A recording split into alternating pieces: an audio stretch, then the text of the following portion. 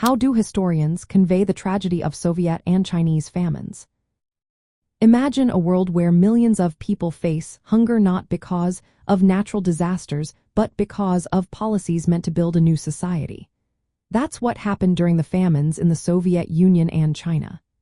Historians tell these stories by showing how government actions led to widespread suffering. They look at records, survivor stories, and population data to understand just how many lives were affected. They explain that these famines were not just bad luck but results of forced grain requisitions, unrealistic farming goals, and poor planning.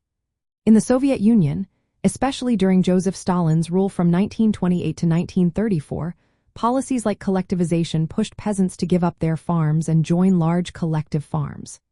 This caused food shortages, and in some regions like Ukraine, it led to a famine called the Holodomor, which killed millions. Historians highlight that the government kept demanding grain even as people starved, showing how political control was prioritized over human needs. In China, during Mao Zedong's Great Leap Forward from 1958 to 1962, the government pushed for rapid industrialization and collectivization. They created large communes and collective kitchens, but mismanagement and corruption caused food waste and shortages.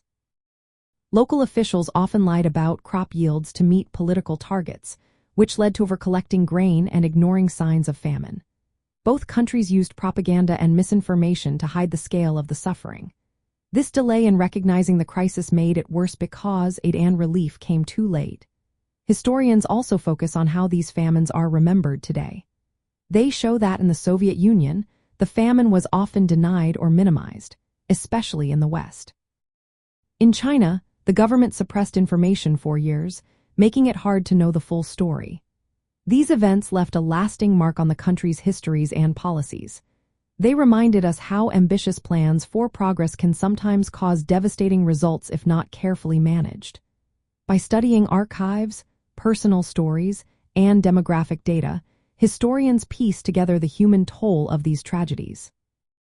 They compare the two to see common patterns like forced policies and misinformation, but also differences like ethnic targeting in the Soviet Union and mass mobilization tactics in China. This helps us understand the economic and social impacts, such as population decline, trauma, and changes in government policies.